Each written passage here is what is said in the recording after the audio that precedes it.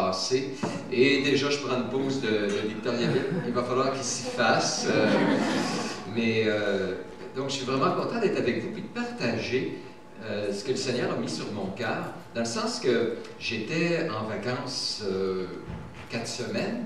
J'ai été au camp Patmos. Alors, j'ai même pas quitté le camp Patmos à part pour aller à la pêche dans quelques rivières à quelques distances. Mais mon temps au camp s'est résumé à peu près à ceci. Temps de lecture, prière. Vous savez, j'aime marcher. Et tout en marchant là-bas, puis il y a de la place à marcher en forêt, tout ça. De prendre le temps de méditer sur ce que j'ai lu, lire la parole, j'ai lu quelques bons livres. Mais il y a un thème que je désirais approfondir et sur lequel je réfléchissais depuis un certain temps, c'est la question de la gloire de Dieu. Dieu est glorieux. Et donc, j'aimerais vous entretenir là-dessus ce matin. Et je vais d'abord vous inviter à tourner avec moi, si vous avez vos Bibles, dans Ésaïe, un livre de l'Ancien Testament. Ésaïe, chapitre 43. Habituellement, on est plus dans le Nouveau Testament, mais nous croyons que toute la Bible est inspirée de Dieu. L'Ancien comme le Nouveau Testament. Bien sûr, il faut faire attention parce que l'Ancien Testament était préparatoire, pointait à Jésus, à sa venue, et si on ne lit pas dans cette optique-là, on risque de faire des erreurs, de s'attarder, de devenir attardé à la loi, de tenter de mettre ces choses-là en pratique, alors que l'Ancien Testament, surtout, va nous démontrer que justement, on n'y arrive pas, on n'est pas capable. La loi était là d'abord pour montrer à l'homme qui était incapable de se sauver lui-même, et la personne qui lit l'Ancien Testament devrait rapidement arriver à la conclusion, mais j'y arrive pas, et j'ai besoin d'un sauveur, et Dieu dirait, ben enfin tu comprends. Et voilà pourquoi j'ai envoyé Jésus. Jésus est venu pour des gens qui en avaient besoin, qui savaient qu'ils ne pouvaient pas par eux-mêmes atteindre le ciel, par leurs propres œuvres, par leur religion, faire quoi que ce soit pour plaire à Dieu. Et Dieu a envoyé un sauveur en la personne de Jésus. Donc l'Ancien est préparatoire. Mais il y a là en germe, suivez-moi bien, il y a là en germe dans l'Ancien Testament toutes ces belles vérités qu'on retrouve dans le Nouveau Testament. Et c'est déjà là parce qu'on a un Dieu qui ne change pas. C'est un Dieu qui a toujours eu un même dessein de sauver cet homme qu'il a créé, l'homme qui est tombé dans le péché. Et au fur et à mesure, par toutes ces choses de l'Ancien Testament, Dieu est en train d'enseigner l'homme, de le préparer pour que quand Jésus allait finalement venir, l'homme allait dire « Ah, le voilà, celui qu'on attendait, celui qu'on avait tant besoin. » Et donc, Ésaïe, le texte qu'on va lire, va nous parler de cela, puis surtout du grand but pour lequel Dieu a agi. Je dirais même de toute éternité. Le grand but pour lequel Dieu a agi, qu'est-ce qu'il veut atteindre? Alors, je vais commencer par faire la lecture du texte. J'espère que vous l'avez trouvé, Ésaïe, chapitre 43. Je vais lire à partir du verset 1. « Ainsi parle maintenant l'Éternel, qui t'a créé, ô Jacob, celui qui t'a formé, ô Israël. Ne crains rien, car je te rachète. Je t'appelle par ton nom, tu es à moi. Si tu traverses les eaux, je serai avec toi. Et les fleuves, ils ne te submergeront point. Si tu marches dans le feu, tu ne te brûleras pas, et la flamme ne t'embrasera pas, car je suis l'Éternel, ton Dieu, le Saint d'Israël, ton Sauveur. Je donne l'Égypte pour ta rançon, l'Éthiopie et Saba à ta place. Parce que tu as du prix à mes yeux, parce que tu es honoré, c'est le mot gloire qui est là. La gloire est sur toi, et je t'aime. Je donne des hommes à ta place et des peuples pour ta vie. Ne crains rien, car je suis avec toi. Je ramènerai de l'Orient ta race. Je te rassemblerai de l'Occident. Je dirai au septentrion, c'est-à-dire le nord, donne, et au midi, le sud, ne retiens pas. Fais venir mes fils des pays lointains et mes filles de l'extrémité de la terre, tous ceux qui s'appellent de mon nom, que j'ai créé pour ma gloire. Vous avez bien remarqué que j'ai créé pour ma gloire, que j'ai formé et que j'ai fait. C'est un texte très riche. Il y a beaucoup de choses là-dedans. Et en fait, je veux l'aborder surtout sur 2 points. Parce qu'il y a 2 vérités ici qu'on a de la misère à mettre ensemble.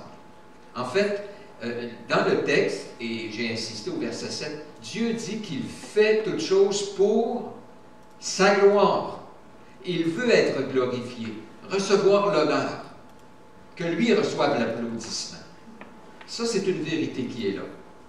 Mais d'un autre côté, tout l'ensemble du texte, l'accent du texte, c'est sur le fait que Dieu dit, mais je t'aime, je t'ai créé.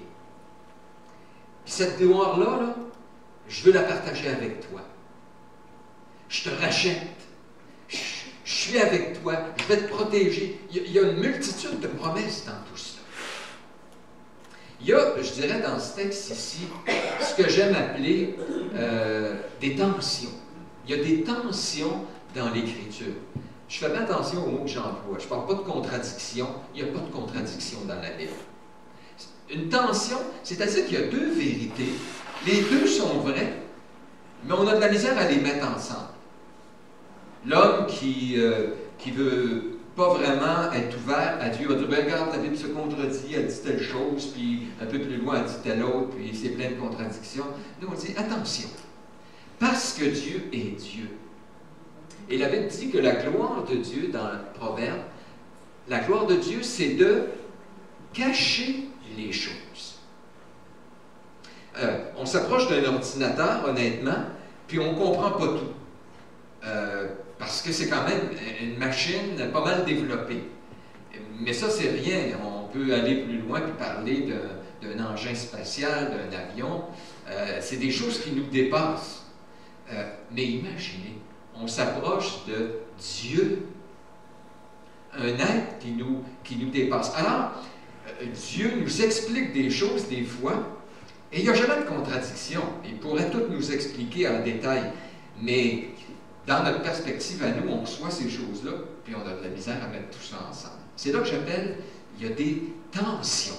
Les tensions, c'est des choses qu'on doit croire sans nécessairement tout comprendre. Et je vous donne quelques exemples qu'on a dans l'Écriture. Dieu est à la fois amour, vous êtes d'accord?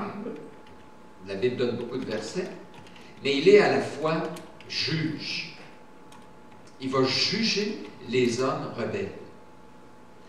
C'est beaucoup plus facile pour nous, comme êtres humains, dans notre perspective, quand je parle par exemple de Jésus, de parler d'un Jésus amour, qui nous aime, qui est allé jusqu'à donner sa vie à la croix pour nous, qui nous appelle ses amis, tout ça. Ça, on n'a pas de misère à comprendre ça, à saisir ça.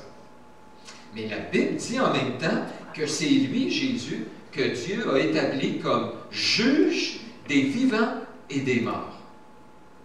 Alors, comment tu peux à la fois juger, condamner quelqu'un, et être rempli d'amour? La Bible enseigne les 2. Et c'est difficile à mettre ensemble. Un deuxième exemple, OK? La Bible nous dit qu'il y a un seul Dieu. C'était déjà là dans Deutéronome chapitre 6. Écoute, Israël, l'Éternel ton Dieu est l'unique Seigneur. Il y en a juste un Dieu. Mais quand on continue à lire dans les pages de la Bible, on nous dit qu'il y a 3 personnes qui sont appelées Dieu. D'où l'idée de la Trinité. Donc, un seul Dieu, mais en 3 personnes. Et les hommes ont essayé toutes sortes de façons de nous expliquer ça et de nous faire comprendre ça. Mais en réalité, c'est pas mal dur à mettre ensemble. Mais je le crois de tout mon cœur. Parce que je dis, écoute, j'ai affaire à Dieu. Et le jour où je pourrais comprendre Dieu parfaitement, je serais Dieu moi-même. Il y a des choses pas mal plus simples que Dieu que je n'arrive pas à comprendre. Alors, c'est la gloire de Dieu que de cacher des choses, pas qu'il les cache volontairement, mais c'est à peu près comme si vous parlez à votre enfant, votre petit enfant de 2 ans, vous l'amenez au salon funéraire, puis grand-maman est dans la tombe. Comment vous lui expliquez ça? Ah, grand-maman, puis là, vous expliquez toute la vie, il ne comprendra rien. Alors, souvent, ce qu'on va dire, grand-maman adore. Elle ne se réveillera plus.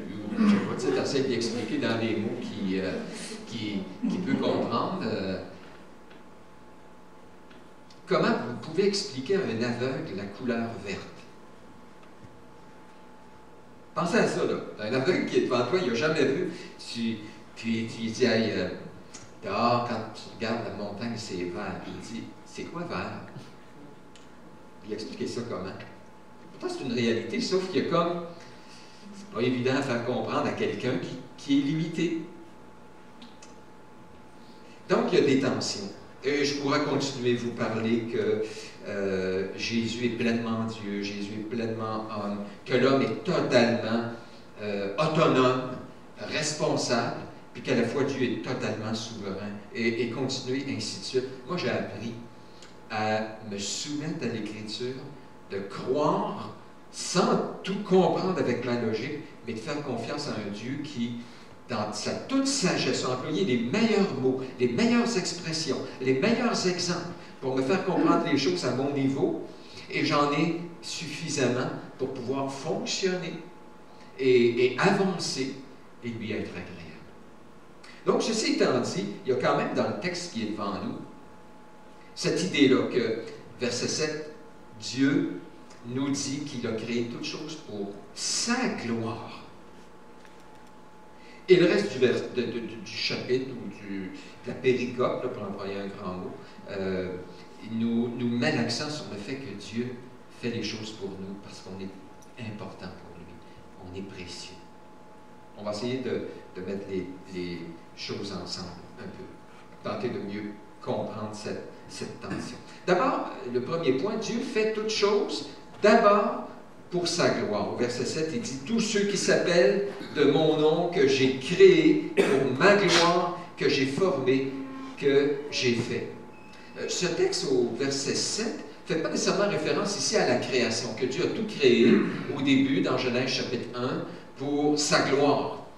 C'est là, c'est vrai. Mais ça fait référence ici au fait que Dieu a suscité Israël, a formé Israël comme nation. D'ailleurs, au verset 1, si vous lisez, chapitre 43, verset 1, ainsi parle maintenant l'Éternel, qui t'a créé, ô Jacob. Il parle de créer comme nation.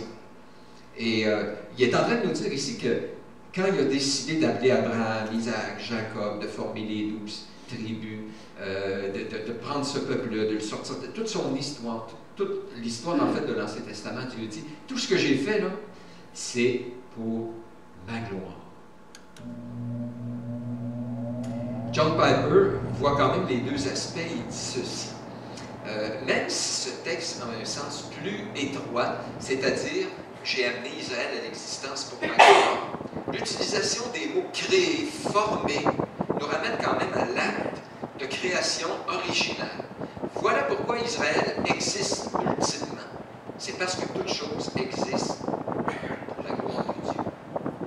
Donc il y a quand même un lien entre les deux aspects. Mais c'est une vérité, écoutez-moi bien. C'est une vérité qui est là dans la Bible, de la Genèse à l'Apocalypse, que Dieu a fait toutes choses pour lui, pour sa gloire. Il est central.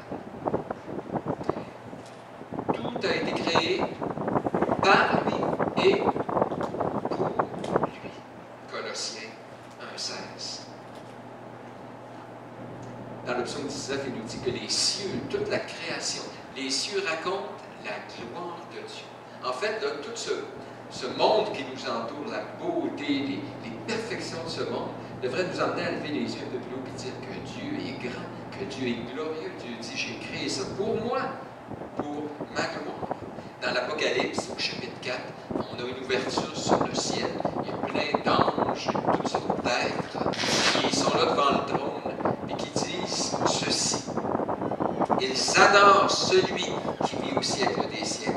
Ils jettent leur couronne devant le trône en disant « Tu es digne, notre Seigneur et notre Dieu, de recevoir la gloire, l'honneur, la puissance, car tu as créé toutes choses, et c'est par ta volonté qu'elles existent et qu'elles ont été créées. » Vous savez, c'est facile, non? Parce que une des façons d'exprimer le péché en nous, le problème qu'on a profondément, c'est qu'on veut être Dieu. On veut être le centre.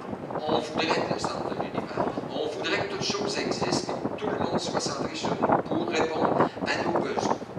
Et donc, on rentre en contradiction, en conflit, carrément avec Dieu qui dit « c'est moi qui est Dieu ». Et toute chose existe pour ma gloire. Et c'est facile, même comme chrétien, c'est tellement ancré en nous. Puis on doit réfléchir et se poser la question,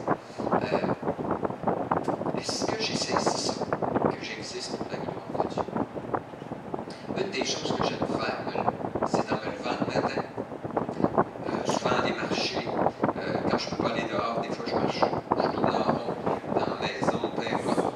Et je dis, Seigneur, cette journée commence, et si j'existe, c'est parce que tu m'as créé.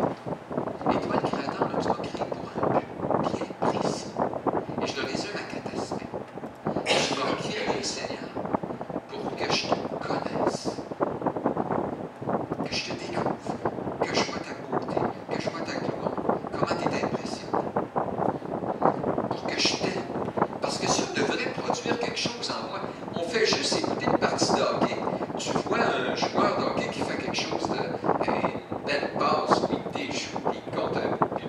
Ça crée quelque chose en nous. C'est naturel. On est né pour le beau, pour l'extraordinaire. Alors si j'existe pour Dieu, pour le connaître, ça crée quelque chose en moi. Et un premier aspect, c'est je l'aime. Ça m'amène en l'aimant à l'adorer. C'est pour ça que le premier commandement, c'est tu aimeras le Seigneur ton Dieu de tout ton cœur, de toute ton âme, de toute ta force, de toute ta pensée. J'aime Dieu. Et je l'adore. On va voir une pièce, quelqu'un qui chante, une voix extraordinaire, tout ça. Et on en a des frissons. Le beau crée quelque chose. Peut-être vous êtes allé Cascade, quelque chose qui nous est fort. Vous êtes allé voir les fleurs, le jardin, comment ça s'appelle?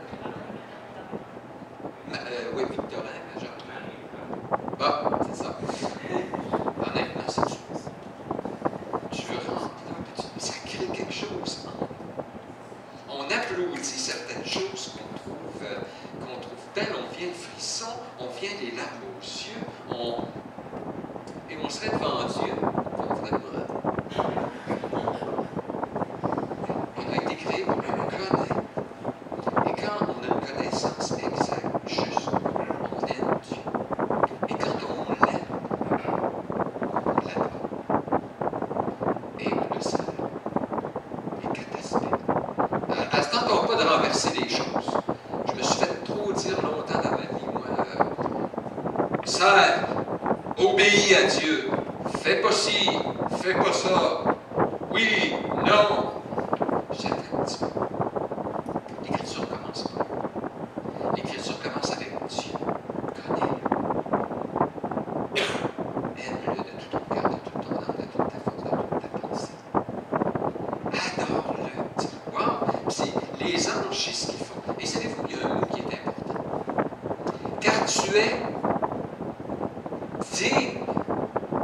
Digne. Digne, ça veut dire que c'est correct, c'est juste, c'est tout à fait cohérent. Si tu savais qui est Dieu, là, il est digne. Il y a des affaires qu'on donne à des gens, des applaudissements, quoi que ce soit, puis ils n'en sont pas dignes, ils ne méritent pas. Dieu, il est digne de recevoir ces choses de louange, gloire, adoration, etc. Tu es digne de recevoir toutes ces choses. Et même, il y a un bonhomme dans l'Écriture, c'est tellement important. Hérode, à un moment donné, il a parlé à un peuple, puis il se prenait pour un autre, puis le peuple a dit « Oh, Hérode, voix d'un Dieu, non d'un homme. » Et c'est écrit qu'il est mort, rongé par les vents sur le champ, parce qu'il n'avait pas rendu gloire à Dieu. Dieu dit « Je ne donnerai pas ma gloire à un autre. »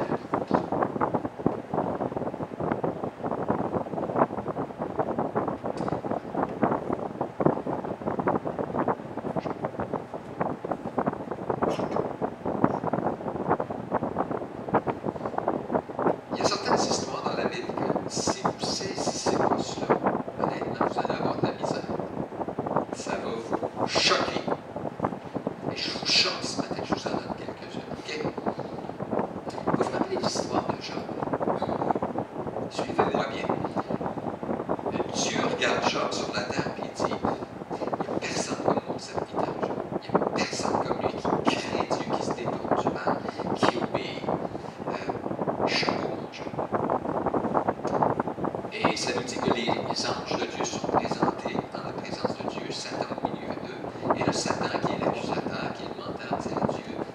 Job, il te suit, il t'obéit, c'est facile.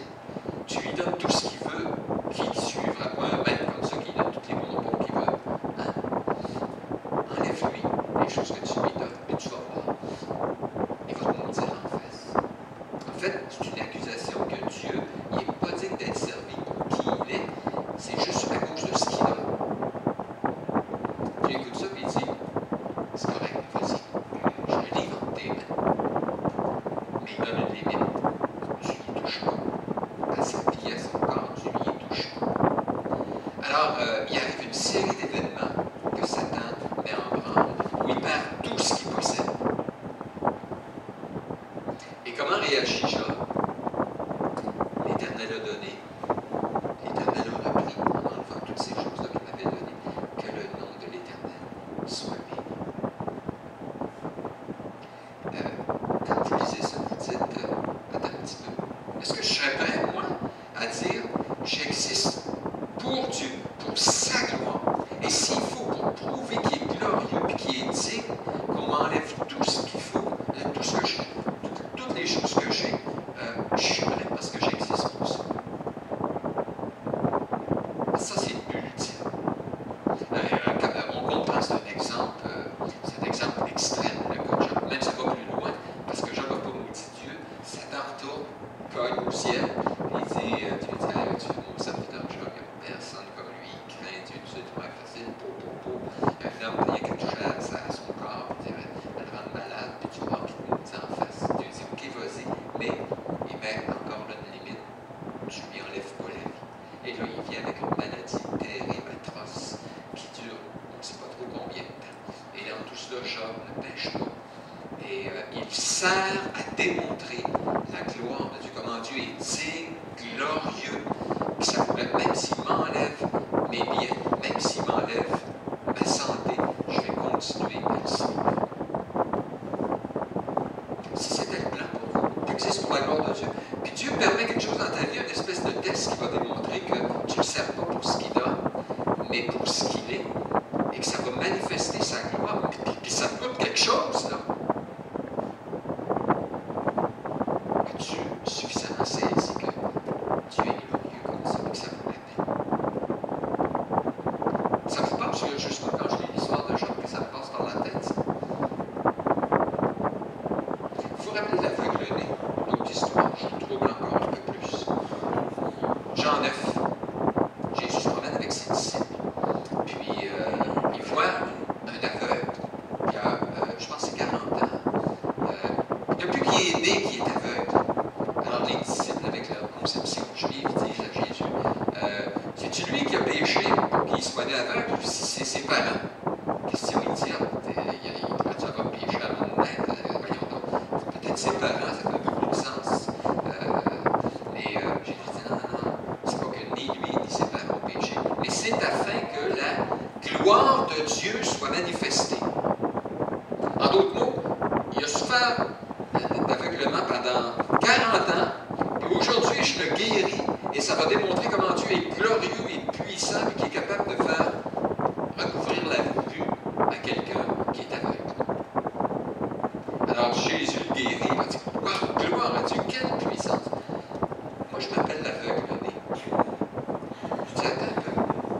Ça veut dire que pendant 40 ans, j'ai souffert d'aveuglement. Tout ce que ça m'a coûté.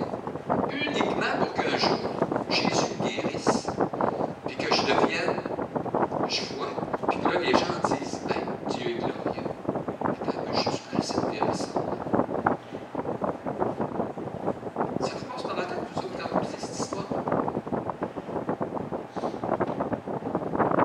Alors, je suis bizarre, mais c'est le genre de choses que je vois des fois. Lazare, vous vous rappelez Lazare?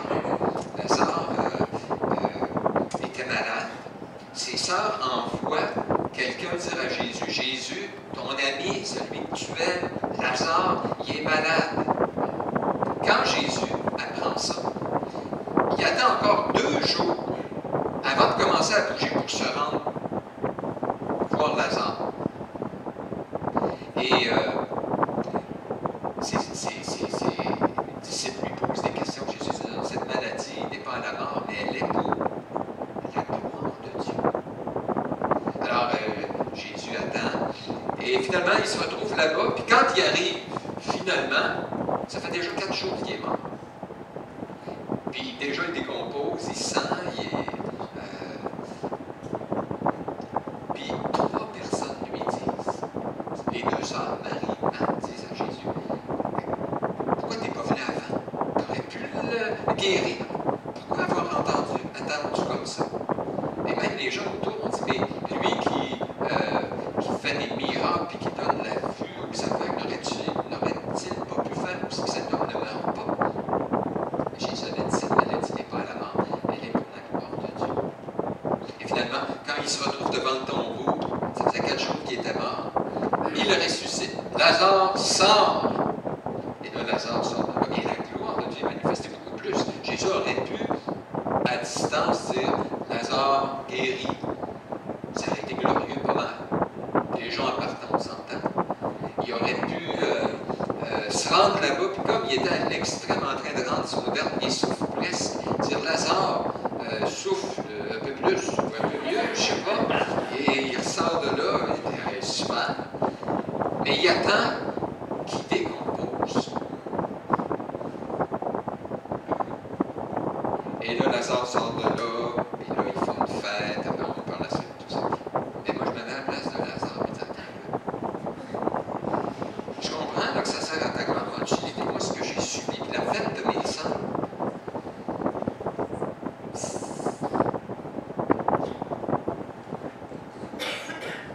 et il y a Pierre.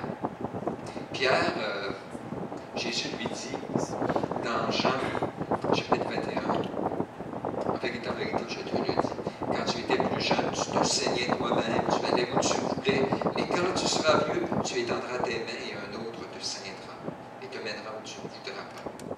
Il dit cela pour indiquer par quelle mort Pierre glorifierait Dieu. Et ayant ainsi parlé, il lui dit, suis-moi. Il dit à Pierre, tu vas mourir un jour, puis dans cette mort-là, tu vas me glorifier. L'histoire, ça, c'est pas écrit dans la Bible, l'histoire nous révèle que Pierre a été crucifié, la tête en bas, une mort atroce. Et Jésus lui dit, tu vas me glorifier par cette mort-là. Moi, quand je pense à ma mort, je rêve de mourir dans mon sommeil. Je me couche en santé, je me réveille, je suis déjà mort. Hein? Pas de problème, ça, ce serait le genre de mort. Mais imaginez que Jésus a comme plan pour moi, il dit, ce qui va me plus me glorifier, Benoît, là, tu vas avoir un cancer, lancinant et pénible, qui va durer longtemps. Mais au travers de ça, les gens vont voir ta foi en moi. Tu vas pouvoir témoigner au personnel infirmier, docteur, tout ça. Il y a des gens peut-être qui vont venir à l'Évangile par ce moyen-là. Ça, c'est la mort par laquelle tu vas me glorifier. Ils vont voir que ta foi est solide, tu as une espérance vivante, tu vas être dans la paix dans tout ça, je vais être avec toi. Je dirais, ouais, le contrat est gros là, Seigneur, pour te glorifier.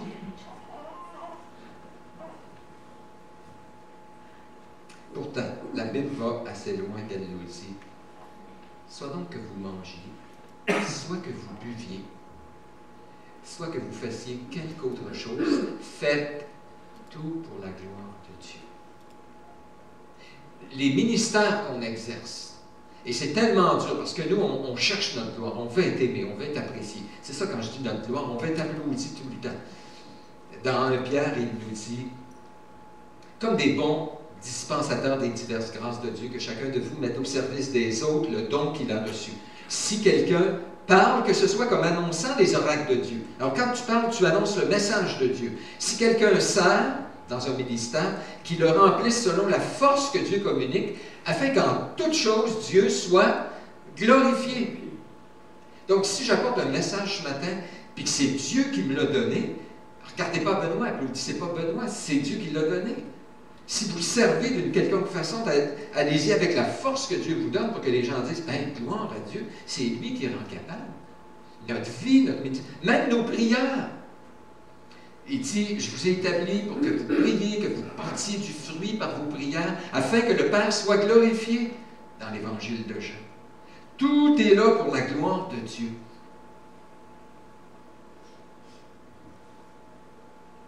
Mais ça nous amène à nous poser une question, c'est coudonc, quel être il est Dieu? Parce que s'il y a quelqu'un au milieu de nous là, qui voudrait faire toute chose pour sa gloire, il veut toujours être le centre, il veut toujours que tout le monde l'applaudisse lui, on dirait, écoute, il y a quelque chose qui ne va pas, là. On appelle ça un mégalomane. C'est quelqu'un qui veut être le plus grand puis adoré. Il y a des tyrans qui ont passé dans l'histoire qui sont, est-ce que Dieu est comme ça? Je vous donne un exemple, OK? Et c'est bien imparfait, mais c'est le meilleur que j'ai pu trouver. Imaginez quelqu'un, musicalement, qui a une oreille parfaite. OK? Et il recherche une oreille parfaite, ça veut dire que c'est quelqu'un qui, à la minute qu'il a une fausse note, tout de suite, ça fait mal. Il le perçoit et donc, il recherche sur la terre, il fait le tour depuis des années, puis il recherche la voix parfaite. Et on lui présente les plus grands sopranos, les plus grands chanteurs, tout ça, puis ça va bien, puis tout à coup, il vient une note qui, oh, ça fait mal. Non, je ne peux pas dire si c'est celui-là. OK? Mais imaginez que cette personne-là qui a une oreille parfaite en même temps, elle a une voix parfaite. Alors qu'elle recherche tout ça, tout à coup, elle se met à chanter. Puis elle se dit, ah, j'ai la voix parfaite.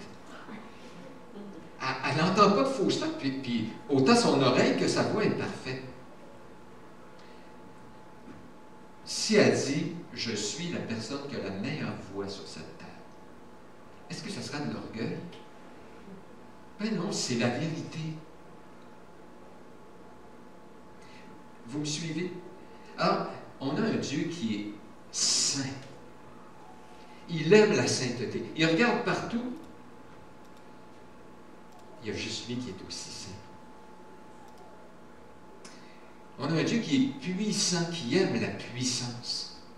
Il regarde partout, il voit des choses, même les choses qui ont un peu de puissance, c'est lui qui les a créées. Et que Dieu trouve plaisir en lui-même. Cherche sa gloire. C'est tout à fait juste, digne, éthique, moral, employez les mots que vous voulez, parce que c'est la réalité. Et des fois, on est mal fait, nous. Hein? Pas vrai qu'on a de la misère à reconnaître les choses positives qu'on a dans notre vie. On appelle ça des fois de l'humilité. Mais si les gens disent hey, tu as chanté ce matin, honnêtement, j'ai apprécié. Comment vous réagissez? Si tu savais, on vient tout croche là-dedans. Pourquoi on n'est pas capable de dire merci, mon frère? Maintenant, la Bible dit que tu n'aies reçu, Dieu m'a donné certains talents, et c'est juste, éthique, moral, de dire c'est correct, oui. Oui, je suis capable de reconnaître ces choses. Est-ce que Dieu serait plus impur que nous en disant ah non, moi je ne peux pas accepter que je suis parfait, je ne peux pas accepter que il n'y a personne qui aime comme moi, il n'y a personne jamais qui a donné sa vie pour les autres comme moi je l'ai fait, et tout ça. Et Dieu est plus parfait que ça. Je ne sais pas si ça fait du sens, mais c'est le meilleur que j'ai pu trouver. Dieu, il est digne. Mais en même temps, ça m'amène sur l'autre point. C'est, en fait, le titre du message, c'était « Dieu fait toutes choses pour sa gloire et fait aussi toutes choses pour notre bien. » Et les deux vont de pair. Dieu fait aussi toutes choses pour notre bien. Dans tout le chapitre, en fait, il y a le verset 7 qui dit que Dieu a créé toutes choses ou a créé Israël pour sa gloire. Mais avez-vous remarqué le reste du verset? Le reste du chapitre? Je t'aime, je t'honore, je te forme, je vais être avec toi, je vais te donner ce que tu as besoin.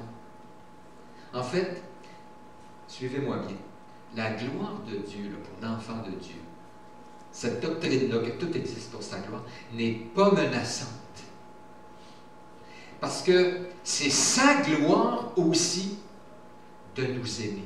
Il manifeste sa gloire, sa pureté, son élévation en nous aimant, en prenant soin de nous, en se donnant pour nous comme jamais personne ne l'a fait, et même en partageant cette gloire avec nous. John Piper, un des thèmes clés qui revient souvent, c'est Dieu est le plus glorifié quand nous sommes le plus satisfaits en lui.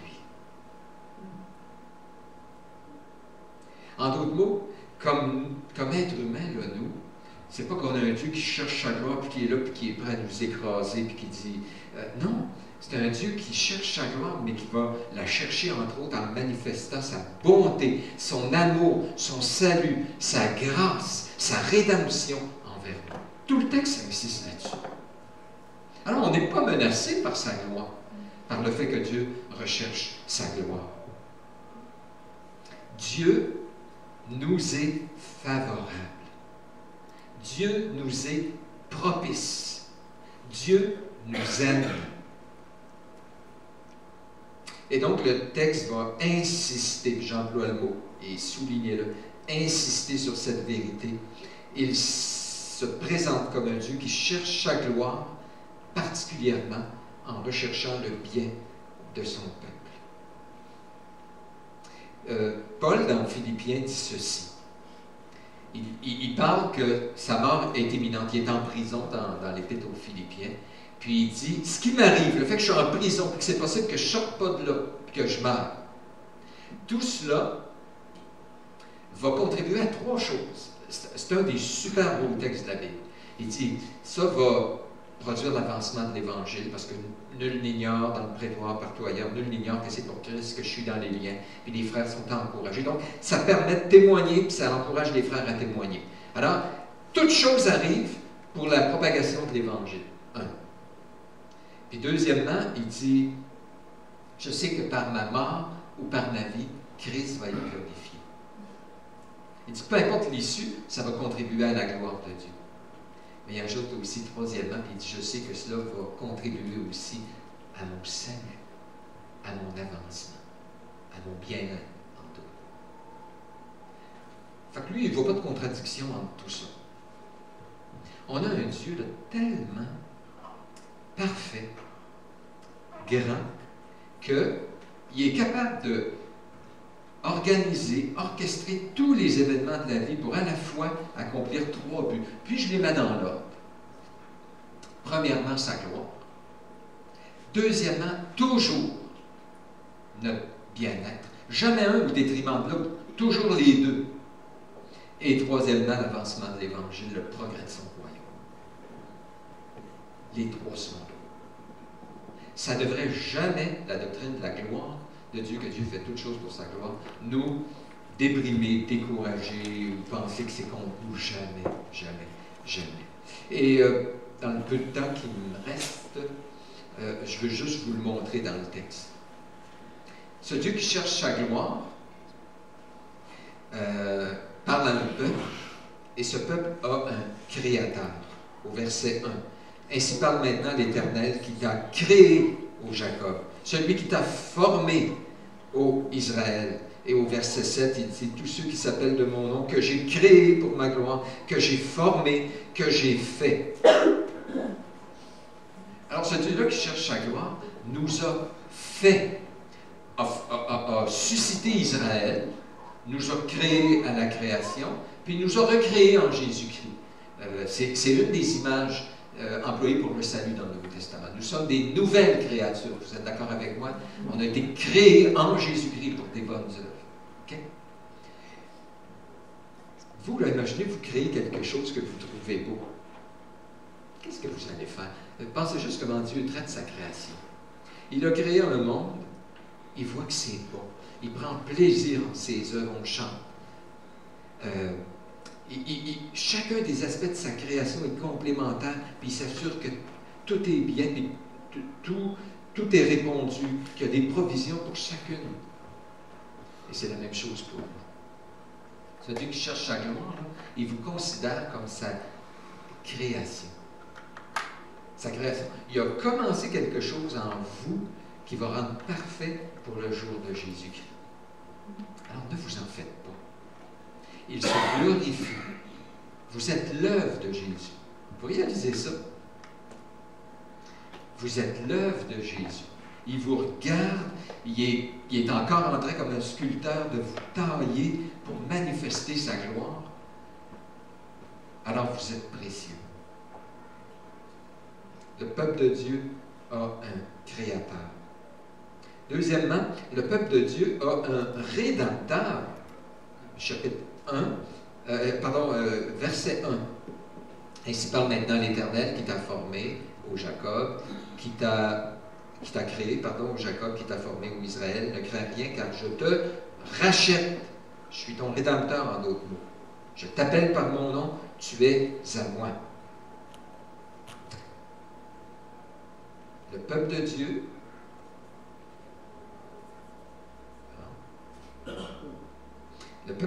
a un rédempteur. Le mot rédemption, ça veut dire payer la dette pour libérer quelqu'un.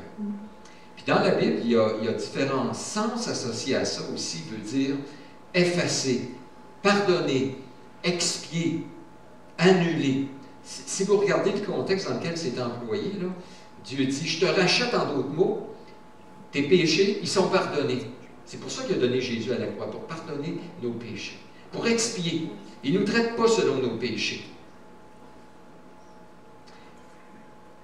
Je me rends compte que ma première tendance, quand je vois une faille chez quelqu'un, un péché, un problème, j'ai vraiment pas ma première tendance, un cœur de rédemption. C'est-à-dire, un cœur de rédemption, ça serait quelqu'un vient de faire une gaffe devant moi, vient de me dire une parole dure, tout ça.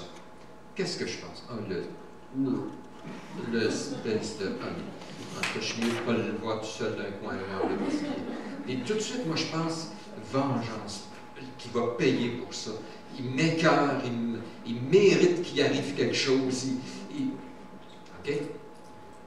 Réalisez-vous que Dieu, lui, quand on parle d'un cœur de rédemption, quand il voit quelqu'un qui a un problème, un péché, une difficulté, qui n'est pas à la hauteur, ne rencontre pas ses standards, Dieu dit, ah, comment je peux l'aider?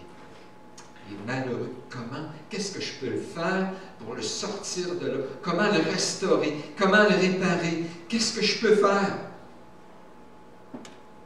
C'est pour ça qu'il a envoyé Jésus. Il aurait pu dire, ah, les hommes me déshonorent, quel blasphème sur la terre. Des fois, je vois des gens parler, je vois des chrétiens parler du péché sur la terre. Oui, on peut le dénoncer et appeler les choses mal, mais on devrait toujours avoir un cœur de rédemption et dire, ah, comment on peut les gagner? Qu'est-ce qu'on peut faire pour les aider à s'en sortir? D'autant plus quand ça se fait contre nous. Tu sais, si quelqu'un parle en mal d'un autre, surtout si j'aime moins l'autre, il n'a pas tellement de problème, ça ne m'atteint pas beaucoup. Et s'il parle de moi, je m'aime tellement. Hey, là, ça, c'est le comble du mal. Hein? Mais Dieu, vous réalisez, a un cœur de rédemption. C'est ce qu'il dit ici. Ce Dieu de gloire, qui recherche sa gloire, manifeste sa gloire en rachetant, en gagnant, en restaurant l'homme qui est coupable, perdu. Il restaure. Troisièmement, le peuple de Dieu a un ami proche. Je vous lis rapidement en rafale des versets. Verset 1. Je t'appelle par ton nom, tu es à moi.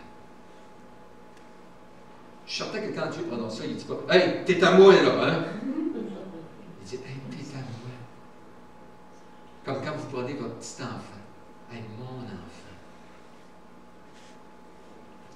Verset 2. Je serai avec toi. Je serai avec toi. Verset 3. Car je suis l'Éternel, ton Dieu, le Saint d'Israël, ton Sauveur. Sauveur, c'est celui qui va te délivrer. Tu vas passer par toutes sortes d'épreuves. Ma gloire va se manifester en te délivrant. Je recherche ma gloire, mais ce n'est pas contre toi. c'est parce que je vais manifester ma gloire dans ça. J'ai choisi cela. Verset 4, tu as du prix à mes yeux. Tu es honoré, je t'aime. Soulignez le mot honoré. C'est le même mot que gloire au verset 7. Dieu dit, j'ai créé pour ma gloire. Puis il dit un peu plus loin, tu es glorieux. Je partage ma gloire avec toi. Ça répète un Dieu qui dit, j'ai la gloire, puis je garde ma gloire pour moi, puis je la... Tout ce que Jésus a et est, à part la divinité, il nous le partage. On va être glorifié. On participe à la gloire de Dieu. Imaginez, ça nous dépasse. La gloire de Dieu, c'est d'emmener un plus grand nombre à participer à sa propre gloire-là. C'est de la partager avec nous. Verset 6.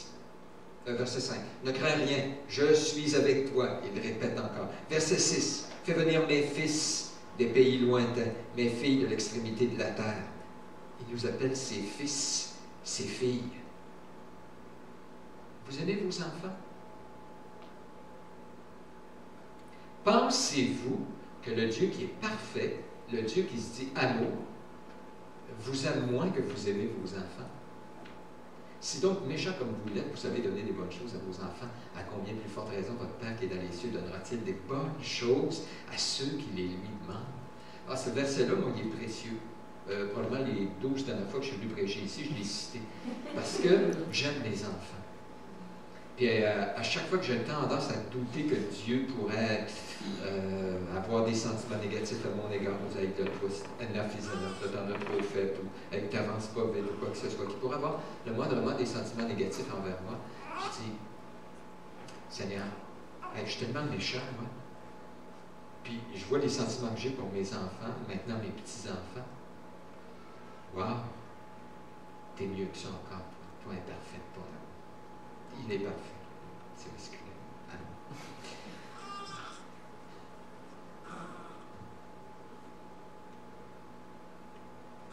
Quatrièmement, le peuple de Dieu a un protecteur. Verset 2.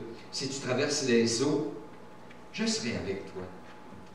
Et les fleuves, ils ne te submergeront pas. Si tu marches dans le feu, tu ne te brûleras pas. Et la flamme ne t'embrasera pas. Car je suis l'Éternel, ton Dieu, le Saint d'Israël, ton Sauveur. En d'autres mots, Dieu dit, ma gloire, c'est de te préserver, c'est de te garder dans les choses difficiles que tu vas rencontrer. Alors, ne crains pas. Si tu passes par le feu, je vais être là. Je vais être là avec toi. Il y a un texte dans Exode où Dieu dit que quand il a fait sortir le peuple, les Israélites, il les a fait sortir d'Égypte, il ne les a pas fait passer par le chemin des Philistins de peur qu'en voyant la guerre, ils veuillent retourner en Égypte. Et ça j'aime ça. Ça veut dire que Dieu connaît nos limites et il ne permettra rien dans notre vie au-delà de ce qu'on peut endurer. Amen. Et c'est là sa gloire de me protéger en étant avec moi dans les choses difficiles, de me protéger en ne permettant pas des choses au-delà de ce que je peux endurer. Au contraire, il va être avec moi. En conclusion, mon titre,